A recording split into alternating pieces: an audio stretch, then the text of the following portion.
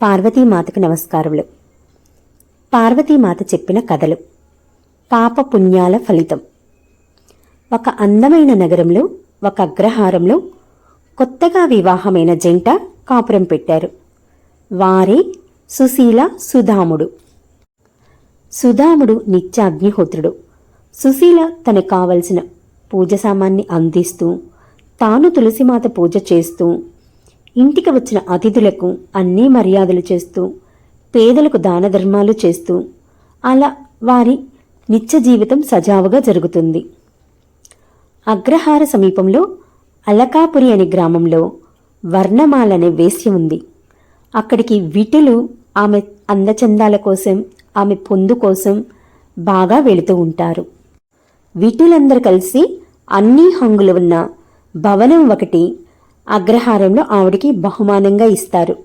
అది ఎక్కడో కాదు, ఈ కొత్త జంట నివసిస్తున్న ఇంటి ఎదురు. సుశీలకు కొత్త కొత్త సంగీతాలు, నృత్యాల శబ్దాలు, గానా బజానాలు వినిపిస్తూ ఉంటాయి.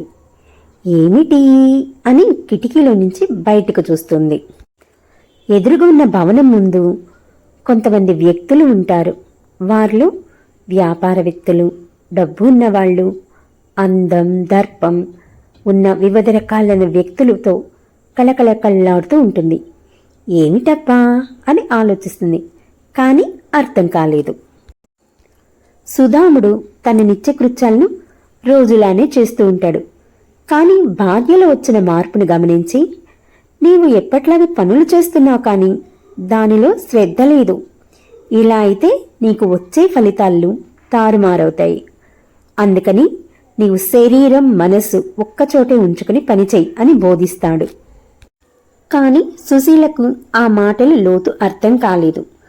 అలా కొన్ని రోజులు గడిచిన తర్వాత ఎదురింట్లో ఉన్నది ఒక వేశ్య అని అర్థమవుతుంది. అంతే, గుండె జల్లుమంటుంది.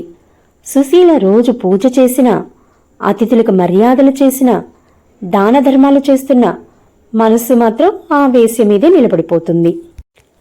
వర్ణమాల మనసు మెల్లగా ప్రశాంతత నెలకొన్నట్లుగా ఉంటుంది. ఎందుకంటే అక్కడ సుధాముడు చేసే అగ్నిహోత్రం వల్ల. ఆ ప్రదేశం మొత్తం పచ్చకర్పూరం, సుగంధమూలికల ధూపం వల్ల, మంచి పరిమళాలు వెదజల్లడం వల్ల ఆరా పెరిగి ప్రశాంతత ఉంటూ ఉంటుంది. వర్ణమాల ఆలోచనలో పడుతుంది. ఏమిటి నాకు ఈ మార్పు? నేను ఎప్పుడు ఏ విటుడిని ఎలా ఆకర్షించాలని కదా చూడాల్సింది. ఎవరి దగ్గర ఎంత ధనలాభం, భూలాభం, వస్త్ర వస్తు లాభాలు ఉంటాయని కదా నా ఆలోచనలు ఉండాల్సింది అని అనుకుంటుంది. కానీ ఏంటి నాలో ఈ విరుద్ధ భావాలు అనుకుంటూ యథాలాపంగా కిటికీలో నుంచి బయటకు చూస్తుంది. అప్పుడే సుధాముడు బయట నుండి ఇంటికి వస్తూ ఉంటాడు. సుధాముడిని చూడగానే అబ్బా, అందంతో పాటు ఆకర్షణీయంగా కూడా ఉన్నారు అనుకుంటుంది. అలానే చూస్తూ ఉండిపోయింది. అంతలో సుశీల ఎదురు వచ్చి భర్త కాళ్ళు కడుక్కోవడానికి నీళ్లు ఇచ్చి మర్యాద చేస్తూ ఉండడం చూసి వర్ణమాల మనస్సులోనే సుశీల చేసే పనులు చాలా ముచ్చటిగా అనిపిస్తుంది. భర్తకు సేవ చేసే పద్ధతి బాగా నచ్చుతుంది. రోజు వర్ణమాల ఆ ఇంటి వైపు చూస్తూ సంతోషిస్తుంది.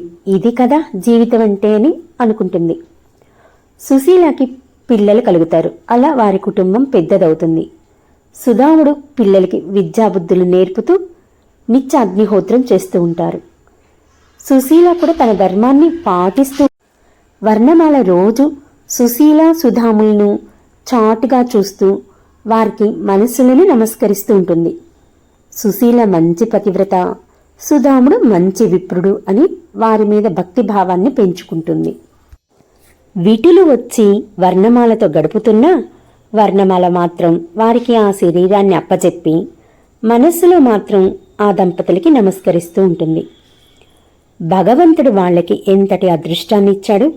నన్ను చూడు, ఈ వేశ్యాకులలో పుట్టించాడు. ఎప్పుడేం పాపం చేశాను, పోనీలే కొద్దిగానే పుణ్యం చేసి ఉంటాను. అందుకే ఈ దంపతుల్ని రోజు దర్శించే భాగ్యం కలిగించారు అని భగవంతుడికి కూడా కృతజ్ఞతలు చెబుతుంది. ఇక్కడ సుశీల మాత్రం రోజు వర్ణమాల గురించి ఇలా ఆలోచిస్తుంది. ఈరోజు ఎంతమంది పిట్టులొచ్చారు అని లెక్కలేసుకుంటుంది. ఆవిడ కోసం ఎంత విలువైన కానుకలు తెచ్చారో అని ఆలోచిస్తూ చిచిచి, అయినా ఎంత వెధవ బతుకు, ఇది కూడా ఒక బతుకేనా అని అసహ్యించుకుంటుంది. ఇలా పూలు కోస్తున్నా, పని చేస్తున్నా, పూజ చేస్తున్నా, అతిథులకు మర్యాదలు చేస్తున్నా, దాన ధర్మాలు చేస్తున్నా, చివరికి భర్తతో కలిసి ఉన్నప్పుడు కూడా ఆ వర్ణమాలని గుర్తు తెచ్చుకుంటుంది. మళ్ళీ అసహ్యించుకుంటూ ఉంటుంది. కాలం ఎప్పుడు ఒకే రీతిలో ఉండదు కదా, తిరిగిపోతుంది. వయసులు పెరిగిపోయాయి. వర్ణమాల వయసు పెరగడంతో అందం క్షీణిస్తుంది. విటులు రావడం మానివేశారు. కొన్నాళ్ళకి కుష్టు వ్యాధి కూడా సోకింది. ఆ అగ్రహారంలో అందరూ ఆవిడ్ని అసహ్యించుకుంటున్నారు. వయసులో ఉన్నప్పుడు ఎన్ని కాపురాలు కూల్చిందో కదా అని ఎవ్వరు ఎటువంటి సహాయం చేయలేదు. సుశీల్ని చూసి అగ్రహారంలోని వాళ్ళందరూ, ఆహా, ఎంత పుణ్యాత్మురాలు, నిత్యం అతిథులకు సేవ చేస్తూ, అభాగ్యులకు దాన ధర్మాలు చేస్తూ నియమబద్ధమైన జీవితం గడుపుతుంది కదా, అందుకే ఈవిడ పిల్లా పాపలతో వంశాభివృద్ధితో కళకళలాడుతూ ఉంది అని అనుకుంటారు. వర్ణమాల దగ్గరికి విటులు రాకపోవడంతో అనారోగ్య పాలవ్వడం జరగడం వల్ల శరీరం కృంగి కుసించిపోతుంది. కానీ తన మనసులో ఎప్పుడూ ఆ ఎదురుగా ఉన్న దంపతులను చూసి వారు చేసే పూజ, దాన ధర్మాలు, అతిథి సేవలు గుర్తు తెచ్చుకుంటూ వారికి నమస్కరించుకుంటూ కాలం గడుపుతుంది. సుశీల మాత్రం వయసు పెరిగినా, అందరూ తనని మెచ్చుకుంటున్నా, మనసులో మాత్రం ఎప్పుడూ వర్ణమాలని గుర్తు తెచ్చుకుంటూ అసహ్యించుకుంటూ ఉంటుంది. అలా చివరి క్షణాల వరకు గడుపుతూనే ఉంది. అనుకోకుండా ఇద్దరిని ఒకేసారి విధి వాళ్ళ కాలగర్భంలో కలుపుకుంది. సుశీల దేహాన్ని బంధువులు, ఊరి జనం వచ్చి ఆ దేహానికి పట్టు వస్త్రాలు, పూలమాలలతో అలంకరించి గంధపు చెక్కలతో, ఆవు నెయ్యితో శాస్త్రోక్తంగా దహనం చేశారు. వర్ణమాల దేహాన్ని ఎవ్వరూ పట్టించుకోలేదు. రాజభటులు వచ్చి శ్మశానంలో విడిచి వెళ్ళిపోయారు. ఆ దేహాన్ని పురుగులు, నక్కలు, రాబంధువులు పీక్కుని తిన్నవి. సుశీల ఆత్మని తీసుకుని వెళ్ళడానికి యమదూతలు వచ్చారు. వర్ణమాల దేహాన్ని, ఆత్మని తీసుకుని వెళ్ళడానికి దేవదూతలు వచ్చారు. అక్కడ రెండో ఆత్మలు ఒకరికొకరు చూసుకుని, ఏమిటి వింత, నా కోసం యమదూతలు, ఆ వర్ణమాల కోసం దేవదూతలు రావడం ఏంటి అని అడిగింది సుశీల. దానికి వారు చిరునవ్వు నవ్వి, సుశీల, నీవు వర్ణమాల చేసిన పాపాలనే మననం చేసుకున్నావు. శరీరంతో మాత్రమే నీ పనులు చక్కబెట్టావు. అందుకని నీ శరీరానికి అంతటి భోగం కలిగింది. గంధపు చెక్కలు, ఆవు నెయ్యి, ఊరి జనం, అందరి బంధువుల మధ్య శరీరం అగ్నికి ఆహుతి అయ్యింది. అది శరీరం చేసిన పుణ్యం. మనసు చేసిన పాపం వల్ల ఇప్పుడు నీవు నరకానికి వెళ్తున్నావు. వర్ణమాల తను తనువుతో పాపం చేసింది. మనస్సుతో ప్రాయశ్చిత్తపడి మిమ్మల్ని భక్తులుగా ఎంచుకుని నమస్కరించుకుంది. అంత్యకాలంలో భగవంతుణ్ణి స్మరించుకుంటూ గడిపింది. అందుకని ఆ శరీరానికి రాబంధువులు ఆహారమైంది. మనస్సుతో చేసిన పుణ్యానికి తన దేవలోకానికి అర్హత పొందింది అని చెప్పారు. కాని వర్ణమాల మాత్రం ఈ పుణ్యంలో సుశీలకు కూడా భాగం ఉంది. అందుకని మా ఇద్దరికి ఫలితాన్ని చెరిసొగం ఇవ్వండి అని ప్రార్థించింది. అప్పుడు వారికి తెలిసింది వారు చేసిన తప్పులేమిటా అని. మరి మనకేం తెలిసింది దీన్ని బట్టి? ఎదుటి వారి తప్పుల్ని ఎప్పుడు మనసుకు తీసుకొనకూడదు. మన శరీరం పనిచేసేటప్పుడు మనసును కూడా లీనం చేయాలి. ఇక వర్ణమాల విషయంలోనికొస్తే, ఎదుటి సుశీల సంసారం చూసిన తర్వాత కూడా మనసు చెప్పిన తను ఆ వృత్తిని వదిలి భగవంతుని సేవ చేసినట్లయితే ఆ దుస్థితి వచ్చేది కాదు. కాబట్టి మనం దేనితో పాపం చేస్తామో అది శిక్ష అనుభవిస్తుంది.